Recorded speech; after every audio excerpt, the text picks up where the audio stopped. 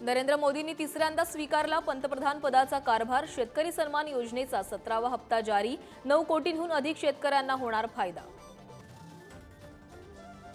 ठाकरेंच्या शिवसेनेच्या आमदार आणि खासदारांची आज सेना भवनात बैठक। लोकसभा निवडणूक आणि आगामी विधानसभेबाबत होणार चर्चा। मुख्यमंत्री शिंदेंनी बोलावली सर्व आमदार आणि खासदारांची बैठक। संध्याकाळी आमदार आणि खासदारांच्या स्वतंत्र बैठका। एनडीए मधील सहभाग आणि दिलेल्या आश्वासनासंदर्भात होणार चर्चा। मराठा आरक्षणाची मागणी मान्य न झाल्यास विधानसभेला सर्वांची फजिती करणार। जरांगेंचा इशारा।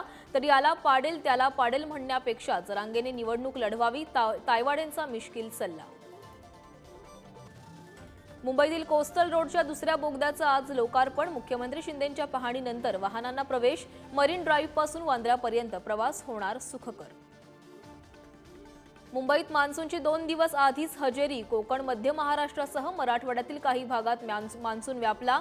पुढील 48 तासात मान्सून राज्य व्यापण्याची शक्यता।